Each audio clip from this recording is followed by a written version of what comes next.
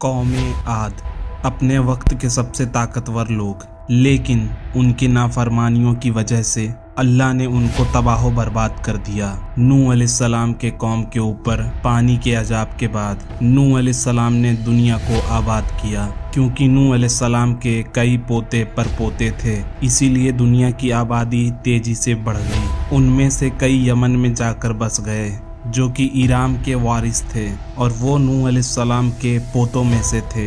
इसीलिए इन लोगों को आद कहा जाता है। कौम आद के लोग लंबे कद वाले, बहुत मेहनती और अपनी कारीगरी के लिए मशहूर थे। खास तौर पर बड़े बड़े कबाइल और महल बनाने के लिए अल्लाह ताला ने कौम आद को बहुत ही नायाब चीज़ों से नवाजा था। कौम आद अपनी जिस्मानी खूबसूरती और अपनी कारीगरी और गुरूर में ऐसी चमकी कि उन्होंने अल्लाह को बिल्कुल भुला दिया और अपने हाथों से बनाए गए बुतों को अपना खुदा बना लिया और हर किस्म के शैतानी अमाल को अंजाम देने लगे। तब अल्लाह ताला ने उन्हीं में से एक पैगंबर को भेजा, जिनका नाम था हज़रत हूद अलैहिस्सलाम। हज़रत हूद अलैहिस्सलाम आद के सबसे इज्जतदार शख्स खुलूद के एक फर्जंद थे। हज़रत हूद अलैहिस्सलाम अपनी कौम को अल्लाह की इबादत की तरफ बुलाया और कहा, एक अल्लाह के सिवा तुम्हारा कोई माबूद नहीं है। तुम अल्लाह के हम्द के बजाय उसकी नाफरमानी करते हो, क्या तुम्हें खौफ नहीं? तब कबीले के सरदार कहने लगे, हमने तुझसे बड़ा बेवकूफ़ नहीं देखा, हमारी नज़र में तू झूठा है। तो हज़रत हूद अलैहिस्सलाम ने कहा कि मैं झूठा नहीं हूँ, मुझे अल्लाह ने तुम्हें हिदायत देने के लिए चुना है और मेरी गवाही सच्ची है। हज़रत हूद अलैहिस्सलाम ने उन्हें हर तरीके से समझाया, लेकिन उनकी कौम तकब्बुर में चूर थी। इसके बावजूद भी हज़रत हूद अलैहिस्सलाम लगातार इस्लाम की तबलीग में लगे रहे।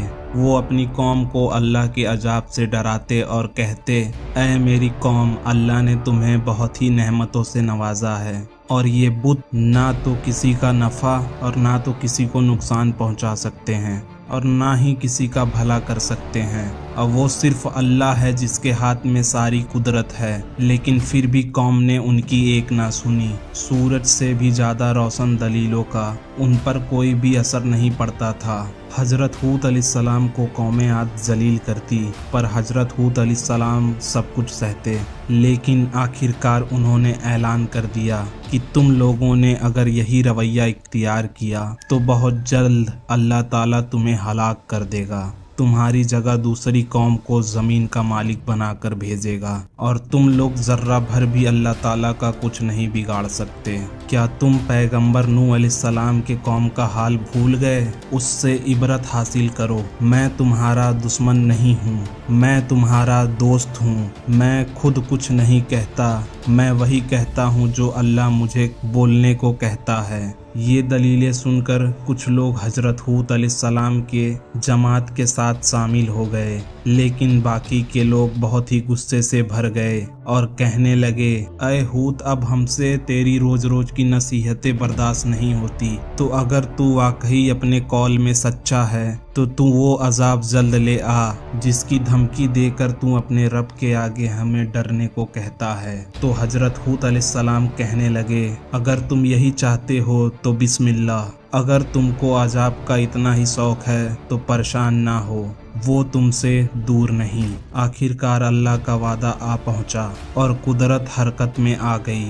हज़रत हूद अलैहिस्सलाम ने फिर कहा कि तुम मेरी निस्बत मान लो और ईमान ले आओ, वरना इस दुनिया में क्या ये अजाब आखिरत में भी तुम्हारा पीछा करेगा। और फिर देखते ही देखते पूरा आसमान काले बादलों से घिर गया, जिसके बाद 8 दिन और 7 रातें बराबर तेज हवाओं के तूफान उठते रहे और उनकी पूरी कौम को तहस नहस कर दिया। आद के लोग जो सराकर घमंड की वजह से गुरूर में थे, इस तरीके से बेबस पड़े थे जिस तरीके से आंधी के बाद भारी भरकम पेड़ जमीन पर गिर जाते हैं।